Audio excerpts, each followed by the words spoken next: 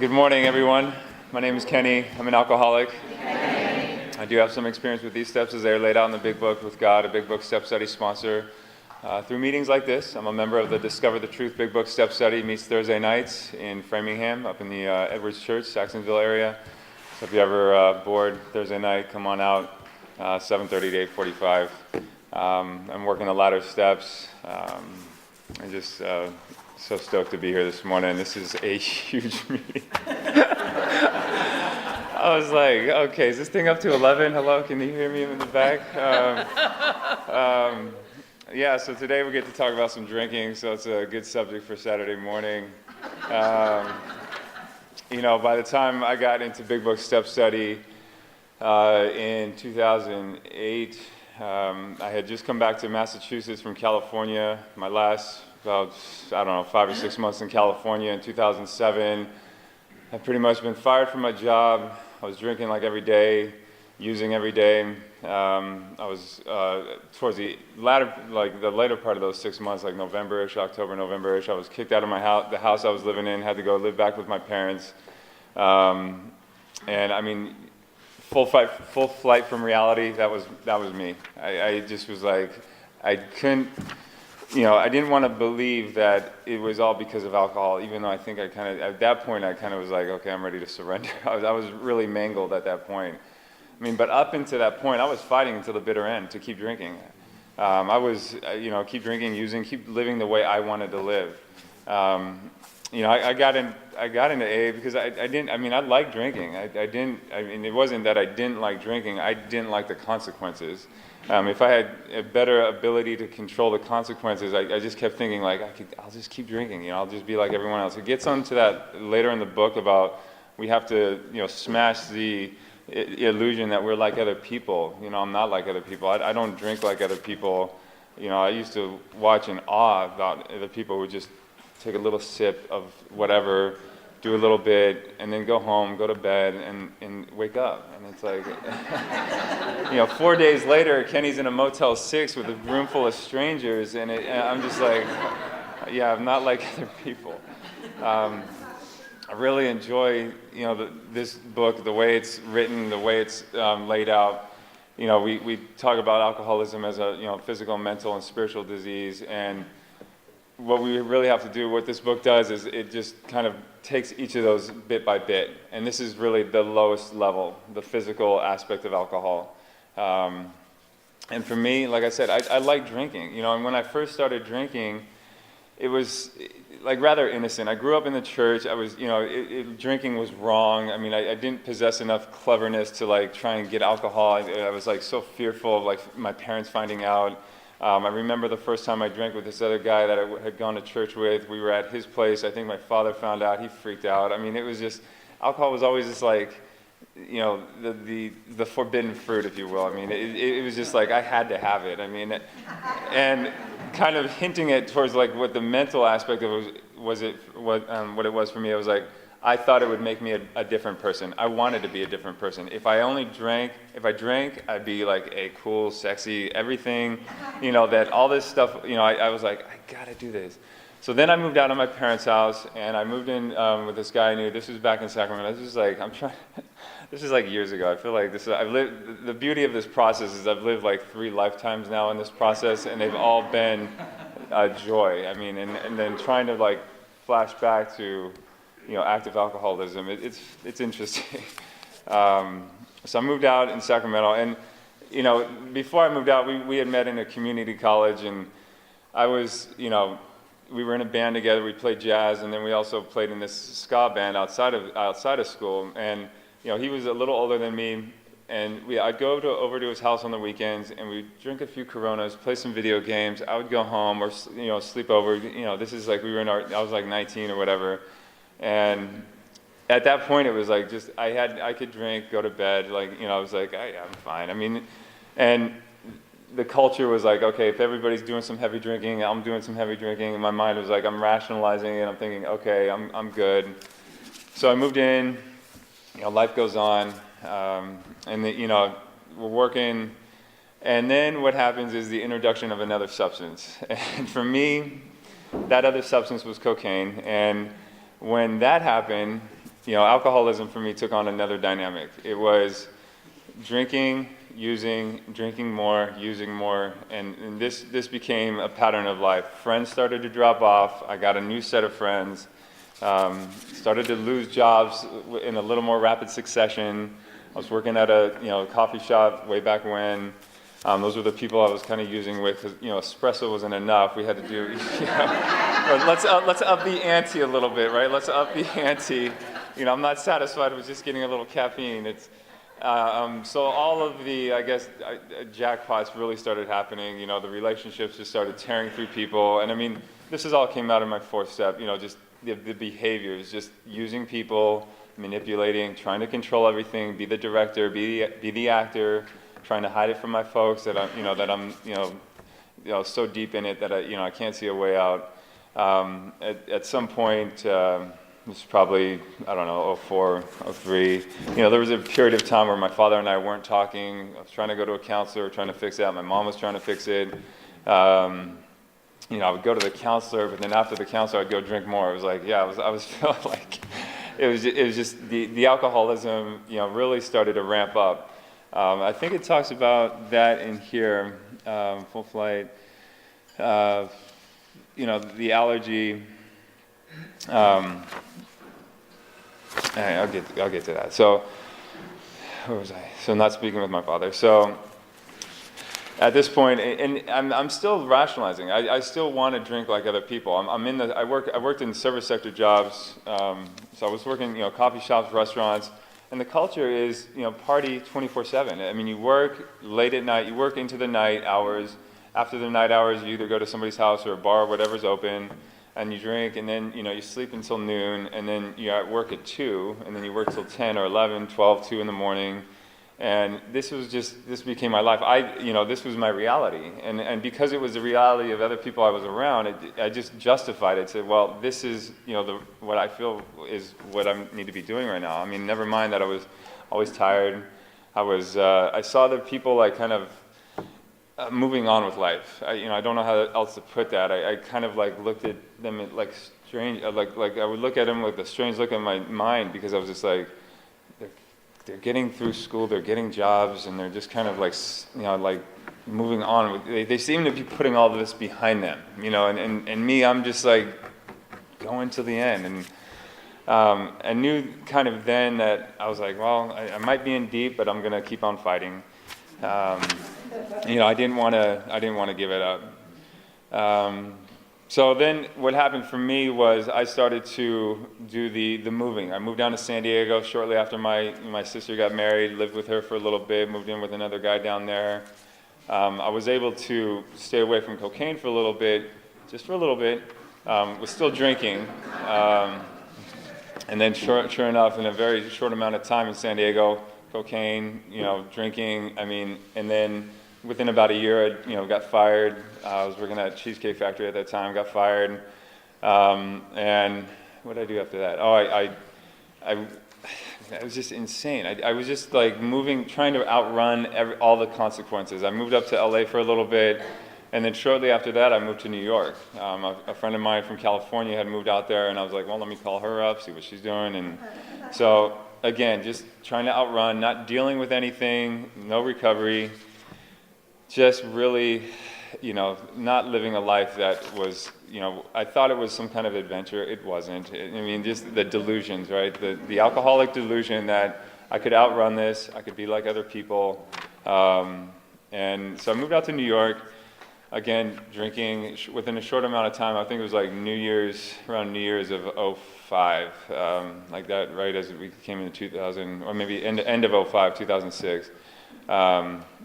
Was at a bar, and it's so strange because what alcoholism, what being an active alcohol does is it gives you kind of a radar of like who is doing what at a bar, and sure enough, I went up to a total stranger and asked if he had cocaine. He said yes, and I was like, that is not something normal people know how to do. It's not, that's not something you put on a resume. It's not. It's just, and sure enough, so within a short amount of time, I was, really just got fired from another job. I mean, there's a pattern here. It's just like alcoholism. Alcohol really defined my life.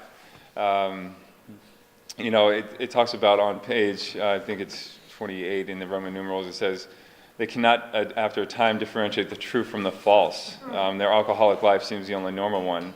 They're restless, irritable, and discontented, and unless they can again experience that sense of ease and comfort, which comes by at once by taking a few drinks. I mean, substitute whatever you want in there, taking a few, you know, lines, whatever. You know, my life was a spree. It was a 24/7 spree, and I mean, there were times where I'd emerge remorseful. It was more shame, but then I would just drink again to like kind of hide that. I was just drinking again to get away from that shame and guilt that I was feeling. I never knew, you know, again, like how to I couldn't hold a job. I was totally unemployable.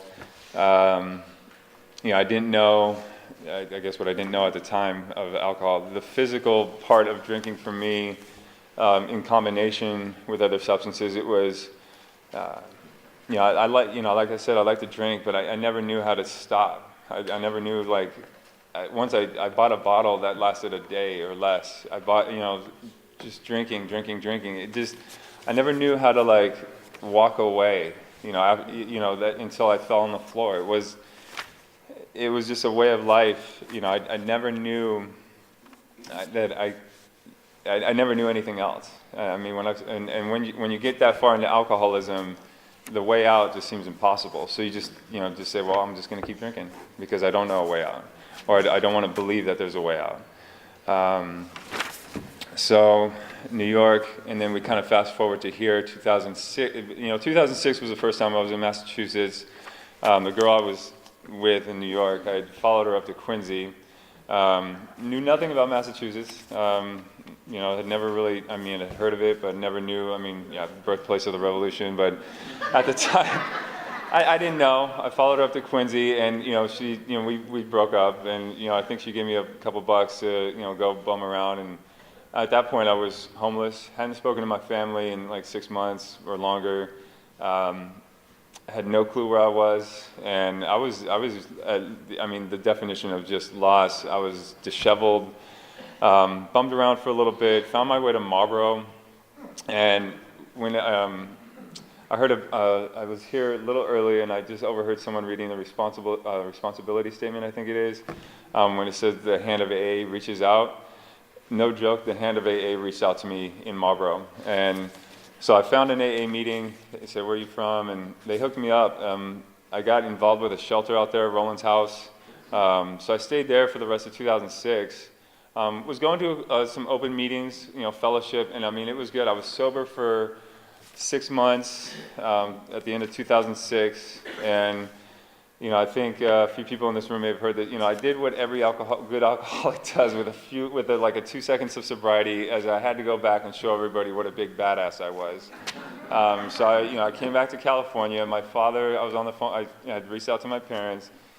You know, I was on the phone with my father. He's like, what's your plan? I was like, plan? I was like, you know, resentment, right? So resentment down the road. You know, what's your plan? I was like, no, thank you. I don't want to plan. So I got into a sober living environment out in California, which was way anything more than I could afford. I don't even know how I was doing it out there. I was working at an auto body shop that my brother was like also working at. He was like kind of the office manager. I was detailing cars at the time. And I was doing that for a few months. And like I said, about mid-2007 was when things, you know, the alcoholism, you know, when I realized what having no recovery can do. 2 guys I was living with, I found out they were using, drinking, so sure enough, I started using and drinking again. So it was very quickly found out. They kicked us all out of the sober house. I moved into this place where, you know, towards the end of 2007, that fell apart. It was a friend of my brother's.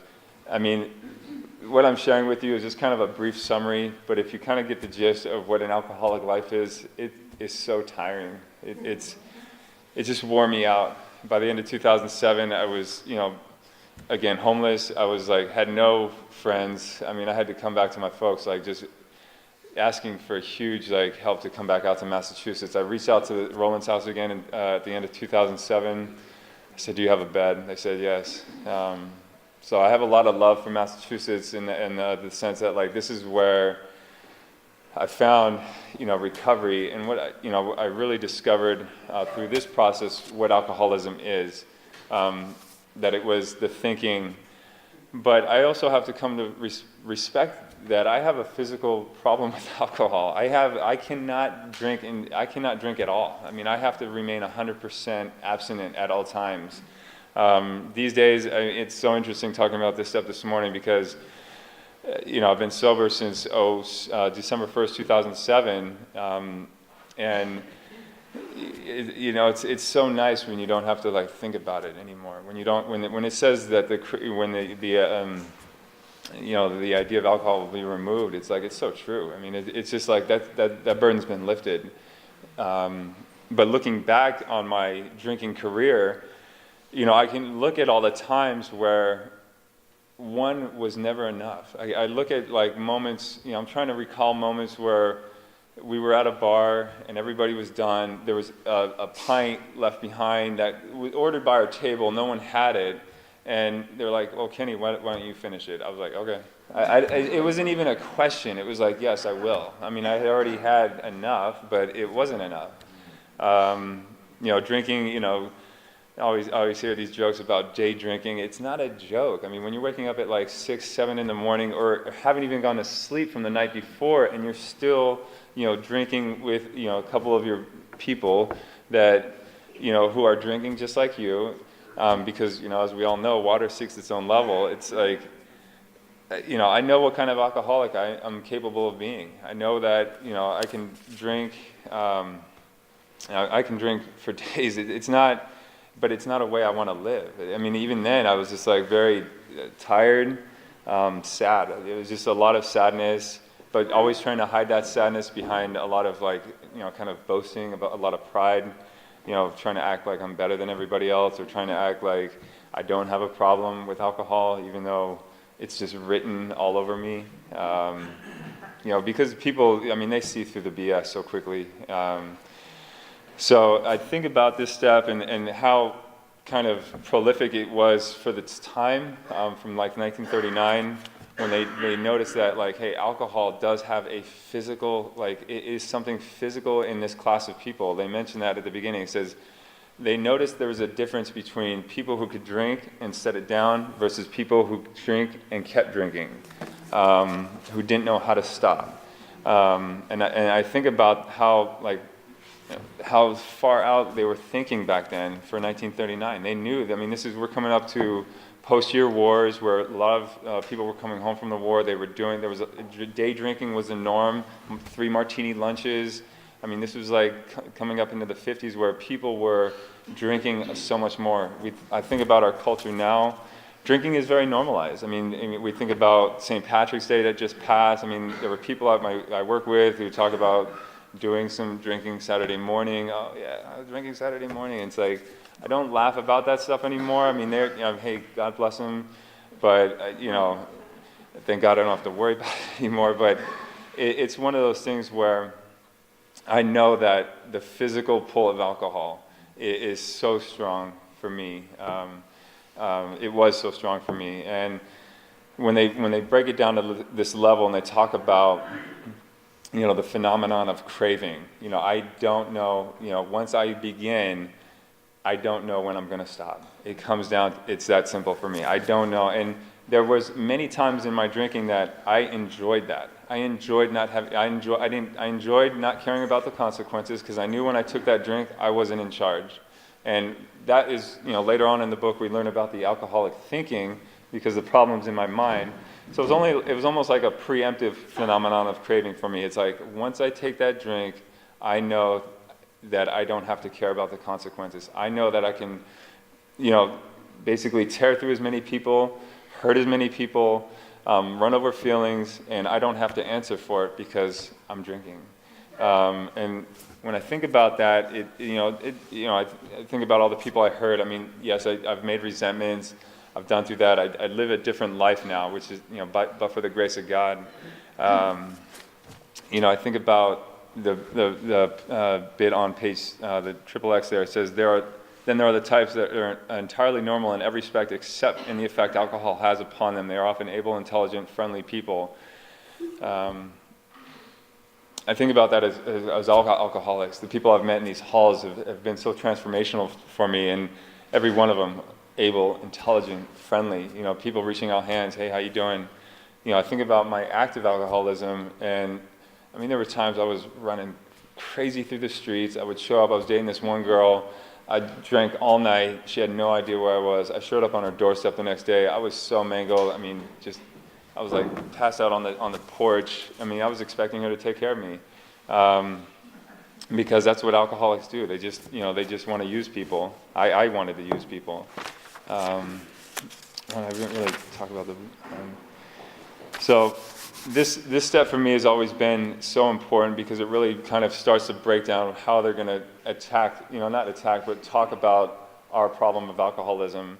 And it says, once a psychic change has occurred, the very same person who seemed doomed, who had so many problems he despaired of ever solving them, suddenly finds himself easily able to control his desire for alcohol, the only effort necessary to being that required to follow a few simple rules. When I did this process, my sponsor had me write in parentheses 12 steps next to rules. It's about following a few simple rules, getting through the steps, and really changing the way you think. Part of that is understanding that, yes, I need to be abstained from alcohol and other substances. It's not something that I do the process and I think I'm going to drink like other people. That's foolish. I think, I know now that it's 100% abstinence. Thankfully, I've got a few years behind me, and what I can say is that when I came back into this process, I started to see people who had something that I wanted. And when I was early on in Big Book Step Study, I heard people in the hall say, oh, if you want what I want, do what I do.